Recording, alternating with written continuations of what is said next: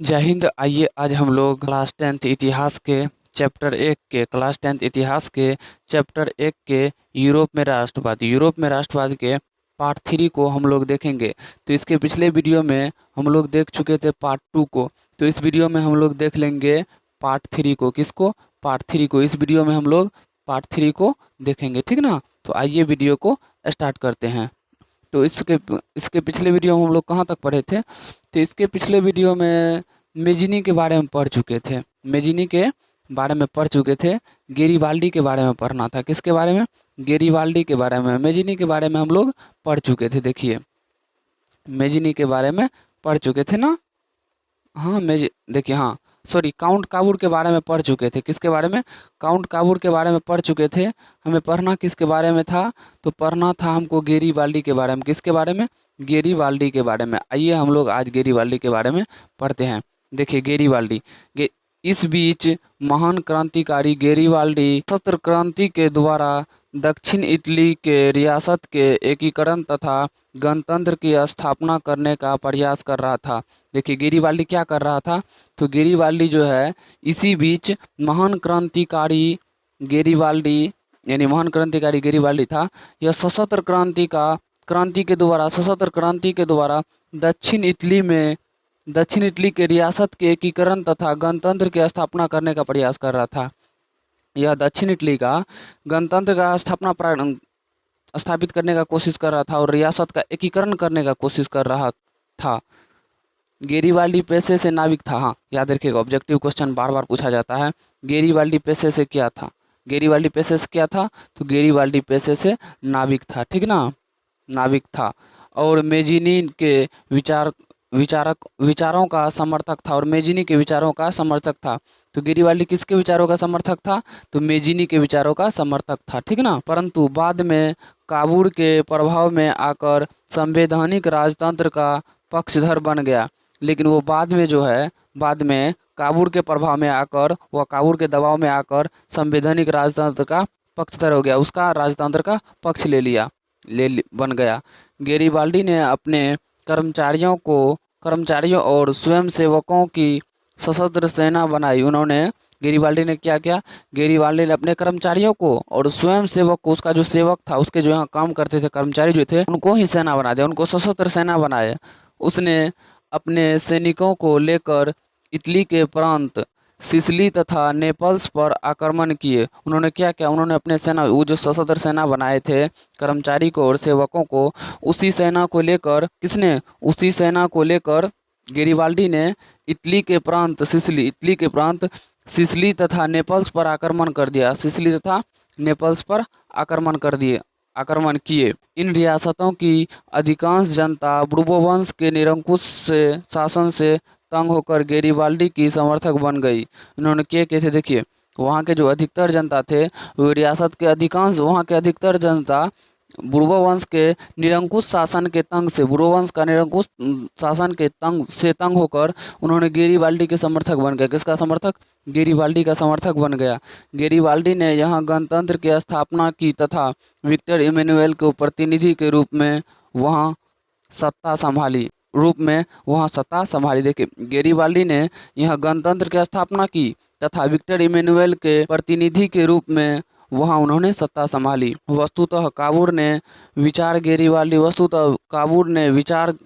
विचार गेरिबाल्डी से नहीं मिलते थे। काबूल का जो विचार है वो गेरिबाल्डी से नहीं मिलते थे। परंतु काबूल ने उसके दक्षिण अभियानों का समर्थन किया। 1862 ईस्वी में गेरिबाल्डी ने रोम की रक्षा की। 1862 ईस्वी में किसने की? तो गेरिबाल्डी ने। गेरिबाल्डी को दक्षिण क्षेत्र में शासक बनने का प्रस्ताव विक्टर इमैनुएल द्वारा दिया भी गया। गेरिबाल्डी को जो है दक्षिण क्षेत्र में, दक्षिण इटली का शासक बनने के लिए विक्टर इमैनुएल ने उसको बोला भी था, मतलब बनाए जाने की कोशिश भी किया था, परंतु उसने उसे अस्वीकार कर दिया। लेकिन उन्होंने मना कर दिया, हम नहीं बनेंगे, अस्वीकार कर दिया। वह अपनी सारी संपत्ति राष्ट्र को समर्पित कर साधारण किसान की भांति जीवन जीने की ओर अग्रसित हुए। उन्होंने क्या किए, उन्होंने अपनी जितनी भी संपत्ति थी उन्होंने राष्ट्र को दे दिया, यानी सरकार को दे दिया, और एक किसान की जीवन, साधारण किसान की जीवन की तरह वो जीने के लिए अग्रसित हो गए, रहने लगे। त्याग और बलिदान की इस भावना के कारण गेरिबाल्डी के चरित्र को भारतीय स्वतंत्रता संग्राम के दौरान खूब प्रचारित किया गया। उन्होंने क्या किया, उसका क्या किया गया, तो वो जो है त्याग और बलिदान के कारण उन्होंने अपना सब चीज़ दान कर दिया, त्याग कर दिया, बलिदान दिया। भावना के कारण गेरिबाल्डी का जो चरित्र है वो भारतीय स्वतंत्रता संग्राम के दौरान जो है ना, भारत में जब स्वतंत्रता संग्राम चल रहा था तो उसके दौरान जो है उसको काफ़ी चर्चित किया गया, उसके बारे में किया गया। तथा लाला लाजपत राय ने उसकी जीवनी लिखी। हाँ याद रखिएगा, गेरिबाल्डी ना, हाँ गेरिबाल्डी। तो गेरिबाल्डी की जीवनी किसने लिखी थी, तो गेरिबाल्डी की जीवनी लिखी थी लाला लाजपत राय ने।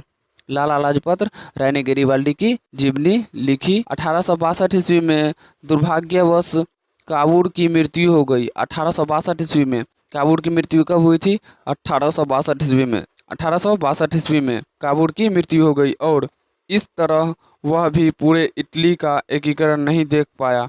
इस तरह उन्होंने भी इटली का पूरा एकीकरण नहीं देख पाया। रोम तथा वेनेसिया के रूप में शेष इटली का एकीकरण विक्टर इमैनुअल ने स्वयं किया।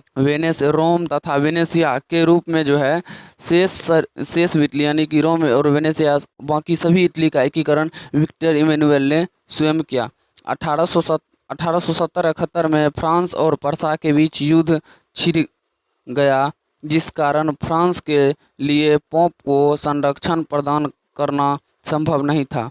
फ्रांस और पर्सा के बीच युद्ध कब छिड़ा था, 1870 और 71 के बीच। फ्रांस और पर्सा के बीच युद्ध कब हुआ था, शुरू हुआ था, तो 1870 और 71 के बीच हो गया, जिसके कारण जो है उन्होंने पोप को संरक्षण प्रदान नहीं कर पाया, संभव नहीं था। विक्टर इमैनुअल ने इस परिस्थिति का लाभ उठाया। विक्टर इमैनुअल ने इस परिस्थिति का लाभ उठाया। क्या लाभ उठाया, देखिए, पोप ने अपने आप को वेटिकन सिटी के किले में बंद कर लिया। पोप ने जो है, पोप क्या था, पोप एक शासक था, उन्होंने अपने आप को वेटिकन सिटी में बंद कर लिया, किले में बंद कर लिया, वेटिकन सिटी के किले में बंद कर लिया। याद रखिएगा, पोप ने अपने आप को किस किले में बंद किया था, तो वेटिकन सिटी के किले में बंद किया था, बंद कर लिया।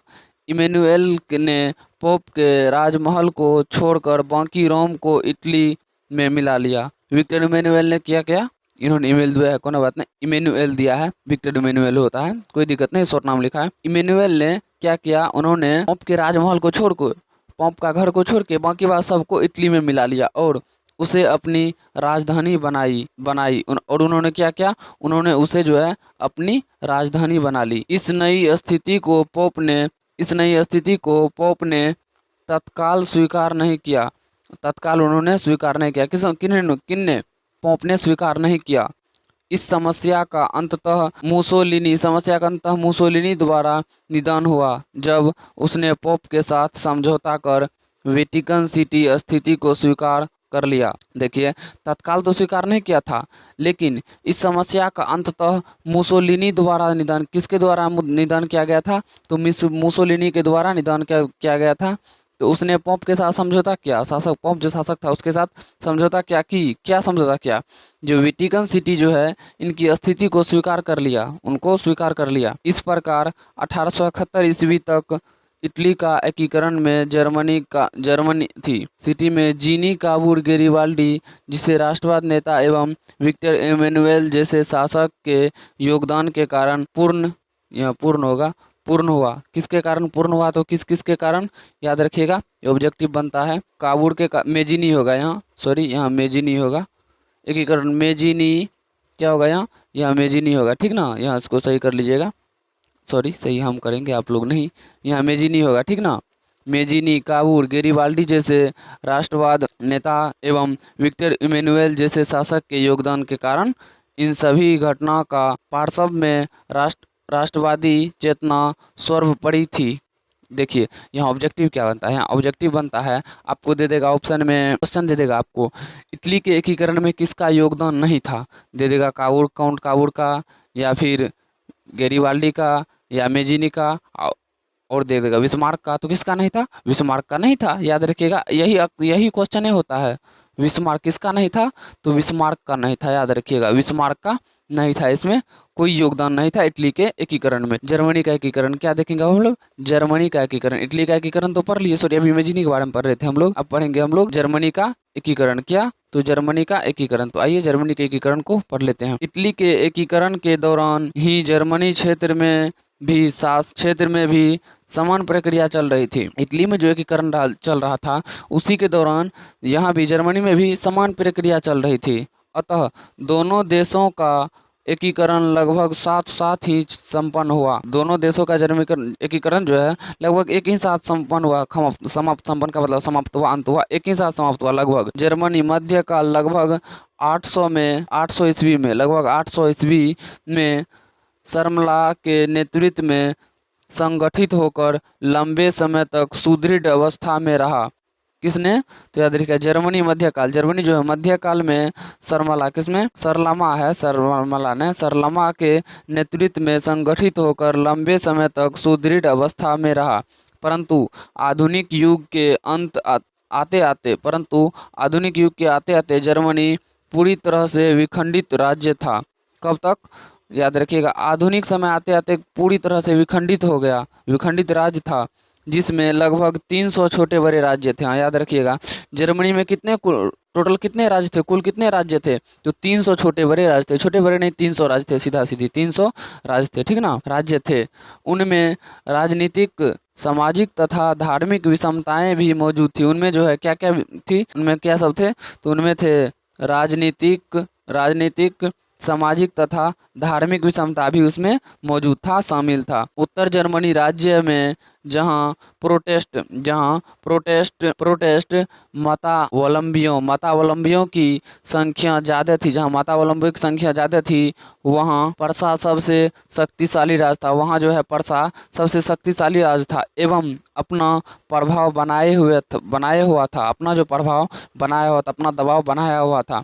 दूसरी तरफ दक्षिण जर्मनी के कैथोलिक बहुल राज्यों की प्रतिनिधि सभा डायट जिंदा थी,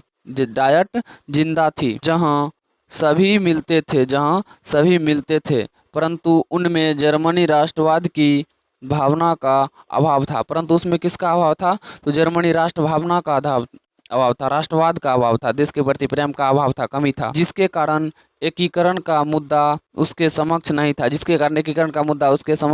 नहीं था। वस्तुतः जर्मनी एकीकरण की पृष्ठभूमि निर्माण का श्रेय नेपोलियन बोनापार्ट को दिया जाता है। याद रखिएगा, जर्मनी का एकीकरण का श्रेय किसको दिया जाता है? तो नेपोलियन बोनापार्ट को। याद रखिएगा, जर्मनी का एकीकरण किसके कारण हुआ था? तो नेपोलियन बोनापार्ट के कारण हुआ था, दिया जाता है, क्योंकि उसने 1806 ईस्वी में जर्मनी प्रदेश को जीतकर राइन राज्य संघ का निर्माण किया था। याद रखिएगा, जर्मनी राइन राज्य संघ का निर्माण कब हुआ था? जर्मनी, याद रखिएगा, जर्मनी राइन राज्य होगा, यहाँ जर्मनी है, ठीक है ना। जर्मनी देश का हुआ तो जर्मनी देश ही होगा ना, जर्मनी होगा ना। तो जर्मनी राइन राज्य का निर्माण कब हुआ था? राज्य संघ का निर्माण कब हुआ था? तो 1806 ईस्वी में। 100% ये ऑब्जेक्टिव को आप लोग याद रखना ही रखना आप लोग को। जर्मनी राइन राज्य का निर्माण कब हुआ? तो 1806 ईस्वी में। किसने किया था? तो नेपोलियन बोनापार्ट ने, ठीक ना। किसने किया था? तो नेपोलियन बोनापार्ट ने किया था। और यही से जर्मनी राष्ट्रवाद की भावना धीरे धीरे बढ़ने लगे, और यहीं से जो है जर्मनी में राष्ट्रवाद की भावना धीरे धीरे बढ़ने लगे। इसी दौरान जर्मनी में बुद्धिजीवियों, किसानों तथा कलाकारों जैसे हिगेल काउंट हम्बोल्ट, अंडर्ट जेकब ग्रीम आदि ने जर्मनी राष्ट्रवाद को बढ़ावा दिया। किन्होंने बढ़ावा दिया? तो हिवेल काउंट ने और हम्बोल्ट ने, अंडर्ट ने, जेकब ग्रीन आदि ने इन सब ने मिलकर जर्मनी राष्ट्रवाद को बढ़ावा दिया। हिगेल ने ऐतिहासिक द्वंद्ववाद की व्याख्या करते हुए जर्मनी राष्ट्रवाद के विकास में भूमिका निभाई। किसने? तो याद रखिएगा, हिगेल ने, ज़्यादा इम्पोर्टेंट नहीं है, हिगेल ने जो है ऐतिहासिक द्वंद्व की व्याख्या करते हुए जर्मनी राष्ट्रवाद के विकास को बढ़ावा दिया, भूमिका निभाई। पर्सा का चांसलर बिस्मार्क। पर्सा का चांसलर कौन था, याद रखिएगा। पर्सा का चांसलर कौन था, तो पर्सा का चांसलर था बिस्मार्क। पर्सा का चांसलर बिस्मार्क हिगेल के विचार से काफ़ी प्रभावित था। कि याद रखिएगा, हिगेल जो है, हिगेल किसके विचार से प्रभावित था, हिगेल किसके विचार से प्रभावित था, तो हिगेल बिस्मार्क के विचार से प्रभावित था। अंडर्ट ने कविताओं के माध्यम से देशभक्ति जागृत की। किन्होंने, अंडर्ट ने जो है किसके माध्यम से, तो कविताओं के माध्यम से देशभक्ति को जागृत किया। हुडेनबर्ग तथा नोवोलिस ने जर्मनी के गौरव में अतीत को सामने रखा। किसने, तो याद रखिएगा, नोवोलिस। हुडेनबर्ग और नोवोलिस ने जर्मनी के गौरव में अतीत को सामने रखा। चित्रकार ने जर्मनी संस्कृति को उजागर किया। उन्होंने नायक नायिकाओं की जीवंत चित्र द्वारा भी राष्ट्रवाद को बढ़ावा दिया। किसके द्वारा, तो जीवंत यानी जीवित चित्र के द्वारा राष्ट्रवाद दिया। नायिकाओं के जीवंत चित्र के द्वारा उन्होंने राष्ट्रवाद को बढ़ावा दिया। इस प्रकार अब जर्मनी भी सामंतवादी व्यवस्था से पूरी तरह निकलकर आधुनिक युग में प्रवेश करने को तैयार हुआ। तो याद रखिएगा, जर्मनी भी जो है सामंतकारी व्यवस्था से बाहर निकल सामंतवादी व्यवस्था से पूरी तरह बाहर निकलकर उन्होंने आधुनिक युग में प्रवेश करने को तैयार हो गया। जर्मनी में राष्ट्रवाद आंदोलन में शिक्षण संस्थानों एवं विद्यार्थियों का भी योगदान था। जर्मनी के राष्ट्रीय आंदोलन में जो राष्ट्रीय आंदोलन था, उनमें शिक्षण संस्थान यानी कोचिंग स्कूल जो भी होगा वहाँ का, जर्मनी का शिक्षण संस्थान जहाँ शिक्षा प्राप्त होता है, और विद्यार्थियों का भी योगदान था। शिक्षकों एवं विद्यार्थियों ने जर्मनी के एकीकरण के उद्देश्य से बोसेन-सेप्ट नामक सभा स्थापित किया। कौन सभा स्थापित किया, तो बोसेन-सेप्ट नामक सभा स्थापित की।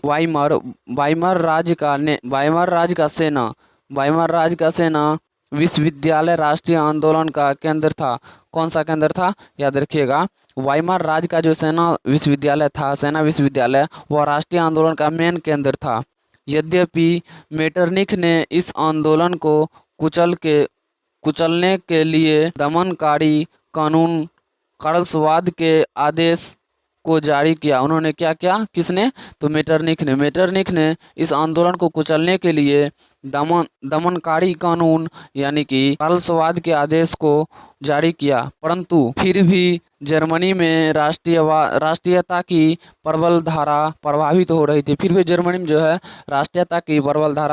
हो रही थी। चल रही थी, जिसने एकीकरण के काम को आगे बढ़ाने में सहायता प्रदान किया। उन्होंने क्या किया, उन्होंने जो है एकीकरण के काम को आगे बढ़ाने में सहायता किया। इसी परिप्रेक्ष्य में एकीकरण की आर्थिक परिस्थिति भी निर्मित हो रही थी। इसी परिप्रेक्ष्य में जो है एकीकरण की जो आर्थिक स्थिति थी वो भी निर्माण हो रहा था, वो भी बन रहा था। 1834 ईस्वी में व्यापारियों ने व्यापारिक समानता के लिए पर्सा के नेतृत्व में जालबेरिन नामक आर्थिक संघ बनाया। हाँ, याद रखिएगा, उन्होंने जो है वहाँ के व्यापारी जालबेरिन नामक संस्था से किसका संबंध था, तो व्यापारियों का। याद रखिएगा, व्यापारियों का कब बना था, तो 1864 ईस्वी में बना था, ठीक ना। जिसके विषय में कहा जाता है कि उस संघ ने किस संघ ने, जालबेरिन नामक संस्था जो था, उस संघ ने जर्मनी क्षेत्रीय आदतों को कुचलकर राष्ट्रवादी प्रवृत्ति को बढ़ावा दिया। किसको, तो जर्मनी क्षेत्र के जो आदत थे उसको कुचल दिया गया। और क्या किया, उन्होंने राष्ट्रवादी प्रवृत्तियों का बढ़ावा दिया। इसके बावजूद जर्मनी राष्ट्रवादी अभी तक संगठित नहीं हो पाए थे। इसके बावजूद भी जर्मनी के राष्ट्रवादी अभी तक संगठित नहीं हो पाए थे, नहीं बन पाए थे। फ्रांस की 1830 की क्रांति के क्रांति ने जर्मनी राष्ट्रवादी भावना को कुछ हवा जरूर दी। उन्होंने किसने 1830 की क्रांति 1830 की क्रांति को हम लोग किस नाम से जानते हैं? तो जुलाई 1830 की क्रांति के नाम से जानते हैं, जो 28 जून 1830 ईस्वी में हुआ था। राष्ट्रवादी भावना को कुछ हवा जरूर दी। सैक्सोनी, इनबोर आदि राज्यों में लोकतांत्रिक विद्रोह होने लगे। कहाँ पर? तो सैक्सोनी और इनबोर आदि राज्यों में, जो यहाँ कुछ कुछ राज्य थे, इन राज्यों में जो है तांत्रिक विद्रोह होने लगे थे। कौन विद्रोह? तो तांत्रिक विद्रोह। परंतु पर्सा और ऑस्ट्रिया ने मिलकर इसे कुचल डाला। लेकिन जो है इसको ऑस्ट्रिया और पर्सा ने मिलकर इनको कुचल डाला। 1848 की फ्रांसीसी क्रांति ने जर्मनी राष्ट्रवाद को एक बार फिर से भड़का दिया। 1848 में जो फ्रांस में क्रांति हुआ था, उस क्रांति ने जर्मनी के राष्ट्रवाद को एक बार फिर से भड़का दिया। दूसरी तरफ इस क्रांति ने मेटरनिख के युग का अंत भी कर दिया। दूसरी तरफ जो है इस क्रांति ने यानी 1848 की क्रांति ने मेटरनिख युग का अंत भी कर दिया। इसी समय जर्मनी राष्ट्रवादी ने मार्च 1848 में पुराने संसद की सभा को फ्रैंकफर्ट ने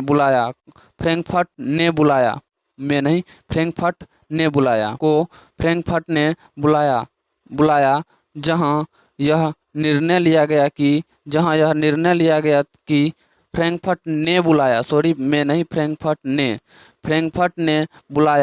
जहां निर्णय लिया गया कि पर्सा का शासक फ्रेडरिक विलियम जर्मन राष्ट्र का नेतृत्व करेगा। किसने? तो पर्सा का जो है शासक फ्रेडरिक विलियम ने जर्मनी राष्ट्र का नेतृत्व करेगा और उसी के अधीन समस्त जर्मनी राज्य को एकीकृत किया जाएगा। उसी के अंडर संपूर्ण जर्मनी के राज्य को उसी के अधीन रखा जाएगा, एकीकृत किया जाएगा।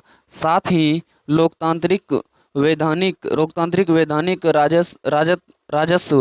राजस्व के शासन सिद्धांत को अपनाया जाएगा। इसके शासन सिद्धांत को अपनाया जाएगा। परंतु फ्रेडरिक जी एक निरंकुश एवं रूढ़िवादी विचार का शासक था। कैसा शासक था वह? तो निरंकुश और रूढ़िवादी विचार का शासक था।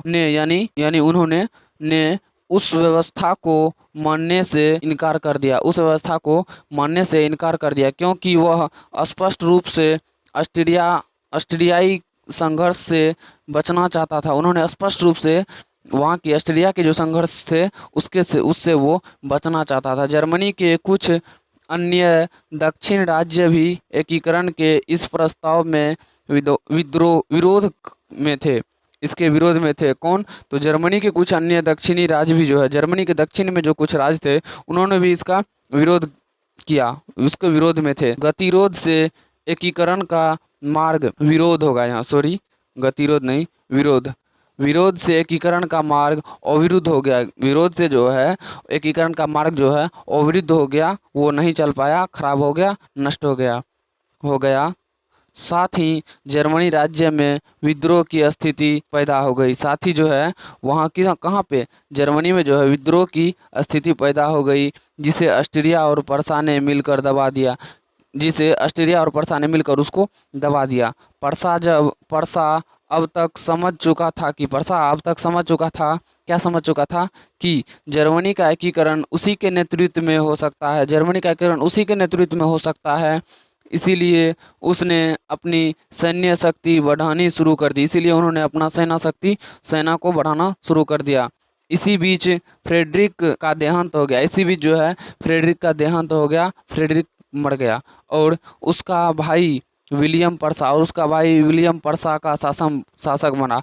और उसका भाई जो है वो विलियम जो है वो पर्सा का शासक बना। विलियम राष्ट्रवादी विचार का पोषक था। विलियम जो कैसा था? विलियम राष्ट्रवादी विचार का पोषक था। उन्होंने सुधारों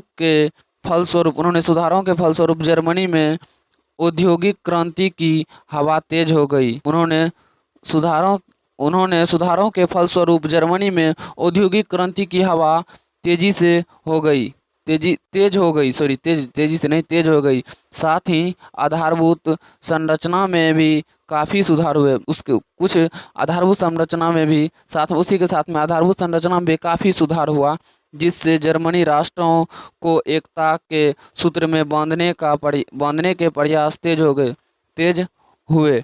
उन्होंने जो है जर्मनी के राष्ट्र को एकता के सूत्र में यानी एकता करने के लिए उन्होंने बांधने का प्रयास तेज किया। विलियम ने एकीकरण के उद्देश्य को ध्यान में रखकर महान कूटनीतिज्ञ बिस्मार्क को अपना चांसलर नियुक्त किया। अपना चांसलर किसको नियुक्त किया था? तो बिस्मार्क को नियुक्त किया था। किसने किया था? तो विलियम ने किया था। कब पढ़ेंगे हम लोग बिस्मार्क के बारे में, ठीक ना। आइए हम लोग बिस्मार्क के बारे में पढ़ लेते हैं। देखिए बिस्मार्क जो जर्मनी डायट में पर्सा का प्रतिनिधि हुआ करता था। बिस्मार्क कौन था? बिस्मार्क पर्सा का प्रतिनिधि हुआ करता था। प्रारंभ से ही हीगेल के विचार से प्रभावित था। ये जो है बिस्मार्क किसके विचार से प्रभावित था? तो याद रखिएगा हीगेल के विचार से प्रभावित था। कौन? तो बिस्मार्क हीगेल के विचार से प्रभावित था। और जर्मनी का सांसद कौन था? डायट। याद रखिएगा जर्मनी का सांसद डायट में अपनी सफल कूटनीतिज्ञ का लगातार परिचय देता आ रहा था। उन्होंने जो है वो अपनी कूटनीतिज्ञ का जो है सफल परिचय यानी लगातार सफल हो रहा था। वह निरंकुश राजतंत्र का समर्थन करते हुए जर्मनी के एकीकरण के प्रयास में जुट गया। उन्होंने क्या किया? उन्होंने जो है निरंकुश राजतंत्र का समर्थन करते हुए जर्मनी के एकीकरण के प्रयास में जुट गए। उन्होंने उसका प्रयास करने लगा जर्मनी में एकीकरण करने का। यह उसकी कूटनीतिक सफलता थी कि चाहे उदारवादी राष्ट्रवादी हो या उदारवादी राष्ट्रवादी हो या कट्टरवादी राष्ट्रवादी हो, सभी उसे अपने विचारों का समर्थक समझते थे। सभी जो है उसको अपने विचारों का समर्थक समझते थे। बिस्मार्क जर्मनी एकीकरण के लिए सैन्य शक्ति के महत्व को समझता था। वो जो है बिस्मार्क ने जर्मनी के एकीकरण के लिए महत्व किसको समझता था? तो सेना को। वहाँ का सेना शक्ति होना चाहिए मजबूत। वो उसको जो सेना शक्ति को वो एकीकरण का महत्व समझता था। अतः उसके लिए उसने रक्त और लोह की नीति का अवलंबन किया। याद रखिएगा जो रक्त और लोह की नीति का अवलंबन किसने किया था? रक्त और लोह की नीति का अवलंबन किसने किया था? तो बिस्मार्क ने रक्त और लोह की नीति का अवलंबन किया था। इसका तात्पर्य था कि सैन्य उपायों से ही जर्मनी का एकीकरण संभव है। किसके? तो याद रखिएगा सैन्य उपायों से ही, सेना शक्ति से ही वहाँ का एकीकरण संभव था। ये कौन समझता था? तो बिस्मार्क ये बात को मानता था। उसने अपने देश में अनिवार्य सैन्य सेवा लागू कर दी। उन्होंने जो अपने देश में अनिवार्य सैन्य सेवा लागू कर दी। जो सेना अब अनिवार्य होना चाहिए। कालांतर में उसने 1830 के ऑस्ट्रिया प्रशा संधि का विरोध करना शुरू किया, जिसमें प्रशा के नेतृत्व में जर्मनी का एकीकरण नहीं किया जाना था। जिसमें जो है प्रशा के नेतृत्व में जर्मनी का एकीकरण नहीं किया जाना था। इस कारण अब प्रशा के नेतृत्व में जर्मनी एकीकरण की भावना को जोर पकड़ने लगी। उन्होंने उसका जो है प्रशा के नेतृत्व में जो है जर्मनी का एकीकरण का भावना जो है वो जोर पकड़ने लगी। बिस्मार्क ने अपनी नीति से प्रशा का सुदृढ़ीकरण किया। बिस्मार्क ने जो है अपनी नीति से प्रशा का सुदृढ़ीकरण किया और इस कारण प्रशा ऑस्ट्रिया से किसी भी मायने में कम नहीं रह गया। इसी कारण जो है किसके कारण? नीति के प्रशा का सुदृढ़ीकरण जो किया, इसके कारण ही प्रशा जो है ऑस्ट्रिया से किसी भी मामले में कम नहीं रह गया। तब बिस्मार्क ने ऑस्ट्रिया के साथ मिलकर 1864 में बोल्शेविक होगा। यहाँ बोल्शेविक और होल्स्टीन राज्यों के मुद्दे को लेकर डेनमार्क पर आक्रमण किया। डेनमार्क पर आक्रमण कब किया था? तो 1864 ईस्वी में कर दिया, क्योंकि उन पर डेनमार्क का नियंत्रण था। जीत के बाद सेल्सिया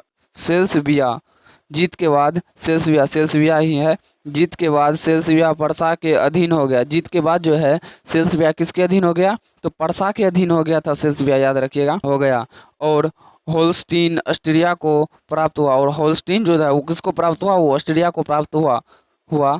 चूंकि इन दोनों राज्यों में जर्मनी की संख्या अधिक थी और इन दोनों राज्यों में जर्मनी की संख्या अधिक थी, अतः पर्सा ने अप जर्मनी राष्ट्रवादी भावना को भड़काकर वि- विद्रोह फैला दिया।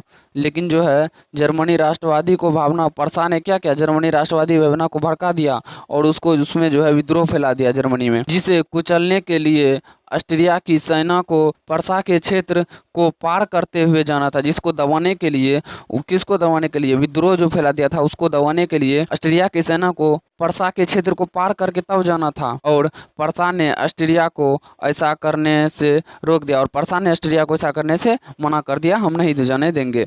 यद्यपि बिस्मार्क की नीति के अंतर्गत यद्यपि जो है इसके बावजूद बिस्मार्क की नीति के अंतर्गत ऑस्ट्रिया से युद्ध करना असंभवी था ऑस्ट्रिया से युद्ध करना असंभवी था बिस्मार्क की नीति के अंतर्गत। परंतु वह ऑस्ट्रिया को आक्रमणकारी साबित करना चाहता था, परंतु जो ऑस्ट्रिया को आक्रमणकारी साबित करना चाहता था कौन, पर्सा जो है ऑस्ट्रिया को आक्रमणकारी साबित करना चाहता था। अतः पूर्व में उसने फ्रांस से समझौता कर लिया है। पर्सा जो है उन्होंने क्या किया था, पहले ही फ्रांस से समझौता कर लिया था। क्या समझौता कर लिया था कि ऑस्ट्रिया पर्सा युद्ध में फ्रांस तटस्थ रहेगा। ऑस्ट्रिया पर्सा के युद्ध में जो है फ्रांस जो है तटस्थ रहेगा। इसके लिए उसने फ्रांस को कुछ क्षेत्र भी देने का वादा किया था। उन्होंने इसके लिए फ्रांस को जो है पर्सा का कुछ क्षेत्र भी देने का, ऑस्ट्रिया जो जीतेगा उसका कुछ क्षेत्र देने का भी वादा किया था। बिस्मार्क ने इटली के शासक विक्टर इमैनुअल से भी संधि कर ली, जिसके अनुसार ऑस्ट्रिया पर्सा युद्ध में इटली को ऑस्ट्रिया क्षेत्र पर आक्रमण करना था। जिसके अनुसार जो है इटली को क्या करना था, ऑस्ट्रिया के क्षेत्र, जब ऑस्ट्रिया और पर्सा के बीच युद्ध होगा तो उस युद्ध में इटली को जो है ऑस्ट्रिया के क्षेत्रों पर आक्रमण करना था। अंततः अपने अपमान से जुबद्ध ऑस्ट्रिया ने 1866 में पर्सा के खिलाफ सेडोवा में युद्ध की घोषणा कर दी। याद रखिएगा, यहाँ ऑब्जेक्टिव बनता है कई। ये जो है ऑस्ट्रिया और पर्सा का युद्ध, किसके किसके बीच का युद्ध, ऑस्ट्रिया और पर्सा का युद्ध कब आरंभ हुआ था, तो 1866 ईस्वी में। कब हुआ था, तो 1866 ईस्वी में। 1866 ईस्वी में कहाँ पे हुआ था, तो सेडोवा में हुआ था। कहाँ पे, तो सेडोवा में हुआ था 1866 ईस्वी में ऑस्ट्रिया और पर्सा के बीच युद्ध दी और ऑस्ट्रिया दोनों तरफ से युद्ध में फंस गया और ऑस्ट्रिया जो है दोनों तरफ से युद्ध में बुरी तरह से पराजित हो गया और दोनों तरह से युद्ध में वो दोनों तरफ से हार गया, पराजित हो गया यानी हार गया। इस तरह ऑस्ट्रिया का जर्मनी क्षेत्रों पर से भी प्रभाव समाप्त हो गया। इस तरह जो ऑस्ट्रिया का जो है जर्मनी कुछ क्षेत्र पर जो प्रभाव था, कब्जा था, वो भी समाप्त हो गया और इस तरह जर्मनी एकीकरण का 2/3 कार्य पूरा हो गया। इस तरह जो है जर्मनी एकीकरण का 2/3 कार्य पूरा हो गया। शेष जर्मनी के एकीकरण के लिए फ्रांस के साथ युद्ध करना आवश्यक था। जर्मनी के एकीकरण के लिए बचे जो है कुछ पे जो था उस पे एकीकरण के लिए फ्रांस के साथ जो है युद्ध करना आवश्यक था। जर्मनी के एकीकरण के लिए फ्रांस के साथ युद्ध करना आवश्यक था, क्योंकि जर्मनी के दक्षिणी रियासतों, यहाँ क्या होगा, दक्षिणी रियासतों के मामले में फ्रांस हस्तक्षेप कर रहा था, क्योंकि दक्षिणी रियासत के मामले में जो है फ्रांस हस्तक्षेप कर रहा था। इसी समय स्पेन की राजगद्दी का मामला उभर गया। इसी समय स्पेन की राजगद्दी का मामला सामने आया, उभर गया, जिस पर पर्सा के राजकुमार की स्वाभाविक दावेदारी थी। जिस पर जो है पर्सा का जो राजकुमार था उसका दावेदारी था, उसका स्वाभाविक बनता था। परंतु फ्रांस ने इस दावेदारी का खुलकर विरोध किया। फ्रांस ने जो है इन दावेदारी का खुलकर विरोध किया और पर्सा से इस संदर्भ में एक लिखित वादा मांगा। उन्होंने जो पर्सा से एक लिखित वादा मांगा। क्या वादा मांगा, जो बिस्मार्क ने इस बात को तोड़ मरोड़ कर प्रेस में जारी कर दिया। पर्सा ने क्या किया, इस बात को बिस्मार्क ने जो इस बात को तोड़ मरोड़ कर मीडिया में यानी प्रेस में इसको जारी कर दिया। फलस्वरूप जर्मनी राष्ट्रवादी ने इसका खुलकर विरोध करना शुरू किया, परंतु जो है इनका जर्मनी के राष्ट्रवादी ने इनका खुलकर विरोध करना शुरू कर दिया। इसी बीच इससे इससे चिढ़कर 19 जून 1870 को फ्रांस के शासक नेपोलियन ने पर्सा के खिलाफ युद्ध की घोषणा कर दी। याद रखिएगा, फ्रांस और पर्सा के बीच, किसके बीच? फ्रांस और पर्सा के बीच। फ्रांस और पर्सा के बीच युद्ध कब हुआ था? तो 19 जून 1870 ईस्वी को, 19 जून 1870 ईस्वी को हुआ था। कहाँ हुआ था? तो सेडान में हुआ था। और सेडान की लड़ाई में फ्रांसीसियों की जबरदस्त हार हुई। वहाँ कौन हारा था? 19 जून 1870 ईस्वी को जो तो फ्रांस और पर्सा के बीच जो है कब युद्ध शुरू हुआ था 19 जून 1870 ईस्वी को। वो युद्ध कहाँ हुआ था? तो सेडान में युद्ध हुआ था। इसमें कौन हारा था? तो फ्रांस हार गया था। सॉरी, फ्रांस और पर्सा के बीच था, तो फ्रांस हार गया था। तदुपरांत, यहाँ कुछ और होगा, तदु नहीं होगा। तदुपरांत 10 मई 1871 को फ्रैंकफर्ट की संधि द्वारा दोनों राष्ट्र के बीच शांति स्थापित हुआ। याद रखिएगा, फ्रैंकफर्ट की संधि कब हुई थी? 10 मई 1871 ईस्वी में। 10 मई नहीं पूछा जाता, अक्सर होता 1871 ईस्वी में। फ्रैंकफर्ट की संधि कब हुई थी? तो 1871 ईस्वी में हुई थी। किसके बीच हुई थी फ्रैंकफर्ट की संधि? तो याद रखिएगा, पर्सा और फ्रांस के बीच हुई थी फ्रैंकफर्ट की संधि। इस प्रकार सेडान के युद्ध में ही एक महान शक्ति के पतन पर दूसरी महाशक्ति, एक महाशक्ति के प्रांत पर दूसरी महाशक्ति जर्मनी का उदय हुआ। अंततोगत्वा जर्मनी 1871 तक एकीकृत राष्ट्र के रूप में यूरोप के राजनीतिक मानचित्र में स्थान पाया। उन्होंने जो है कब स्थान पाया? तो याद रखिएगा, 1871 तक जो एकीकृत हुआ था ना, उसके यूरोप के राजनीतिक में वो मानचित्र के में स्थान पाया। यूरोप समझते हैं ना, यूरोप एक महादेश है। जैसे एशिया एक महादेश है जिसके अंतर्गत हमारा भारत भी आता है, उसी तरह यूरोप भी एक महादेश है। ये यूरोप को देश मत समझ लीजिएगा, यूरोप क्या है? यूरोप महादेश है। इस प्रकार राष्ट्रवाद ने सिर्फ 2 बड़े राज्यों के उदय को ही सुनिश्चित नहीं किया। इस तरह जो है उन्होंने 2 बड़े राष्ट्रों को ही सुनिश्चित नहीं किया, राज्यों को सुनिश्चित नहीं किया, बल्कि अन्य यूरोपीय राष्ट्रों में भी इसके कारण राजनीतिक उथल पुथल शुरू हो गया। इसके कारण हर जगह यूरोप के हर राज्यों में इसके कारण उथल पुथल होने लगा। किसके लिए? तो राजनीतिक के लिए। वस्तुतः इसके मूल में राष्ट्रीयता की भावना एवं लोकतांत्रिक विचार का उदय था। परंतु इसके मूल में जो है क्या था? राष्ट्रीयता की भावना था और लोकतांत्रिक विचार का उदय था। हंगरी, बोहेमिया तथा यूनान में स्वतंत्रता आंदोलन इसी राष्ट्रवाद का परिणाम था। किसका परिणाम क्या था? याद रखिएगा, हंगरी, बोहेमिया तथा यूनान में जो स्वतंत्रता आंदोलन इसी राष्ट्रवाद का परिणाम था। इसी के प्रभाव ने ओटोमन साम्राज्य के पतन की कहानी की अंतिम रूप दिया। कि कौन? ओटोमन जो साम्राज्य जो है, इसी के पतन में ही उन्होंने कहानी को अंतिम रूप दिया। बाल्कन क्षेत्र में राष्ट्रवाद के पर्सा ने स्लाव जाति को संगठित कर साइबेरिया को जन्म दिया। कौन जाति को? तो स्लाव जाति को। याद रखिए, ये पूछा जाता है, किस जाति को संगठित किया गया था? कहाँ पर? तो बाल्कन क्षेत्र में। तो स्लाव जाति को। किस जाति को? तो स्लाव जाति को। तो आज हम लोग पढ़े कहाँ तक? तो आज हम लोग पढ़े बिस्मार्क के बारे में पूरे पढ़ चुके हैं। इसके अगले वीडियो में हम लोग पढ़ लेंगे यूनान का राष्ट्रीयता का उदय। क्या? यूनान का राष्ट्रीयता का उदय इस वीडियो में पढ़ेंगे, तो वीडियो काफ़ी लंबा हो जाएगा, ठीक ना? तो देखिए, अब देख लीजिए, यहाँ से यहाँ तक, उसके बाद यहाँ से यहाँ तक, उसके बाद यहाँ से यहाँ तक, उसके बाद हंगरी है, यानी कि लगभग 3 पेज है। तो ये वीडियो काफ़ी लंबा हो जाएगा, इसीलिए इस वीडियो में यहीं तक। अगले वीडियो में हम लोग पढ़ेंगे यूनान में राष्ट्रीयता का उदय। यूनान में राष्ट्रीयता का उदय हम नेक्स्ट वीडियो में पढ़ लेंगे, यानी वीडियो पार्ट 4 में। कितना बचा हुआ है देखिए, तो ये वीडियो जो है ना पार्ट 4 में ये आपका समाप्त हो जाएगा। नहीं है, ज़्यादा कम में है, थोड़ा सा है बचल। तो वीडियो पार्ट 4 में ये आपका लास्ट हो जाएगा। शुरू में ही हम आपको बोल दिए थे, या तो पार्ट 3 में या पार्ट 4 में ये लास्ट होगा, 1-2 वीडियो में होना संभव नहीं है, ठीक ना? तो ये वीडियो पार्ट 4 में लास्ट हो जाएगा। कौन में?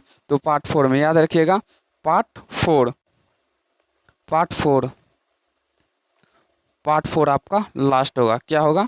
पार्ट 4 आपका लास्ट होगा, ठीक ना। उसके बाद हम लोग ऑब्जेक्टिव को देख लेंगे। अगर ये वीडियो आपको अच्छा लगा हो तो वीडियो को लाइक कीजिए, शेयर कीजिए और इस चैनल को सब्सक्राइब कर लीजिए, ताकि इस चैनल पे आने वाले हर नए वीडियो का नोटिफिकेशन सबसे पहले आप तक पहुंच सके। तो चलिए मिलते हैं किसी नेक्स्ट वीडियो में, तब तक के लिए जय हिंद।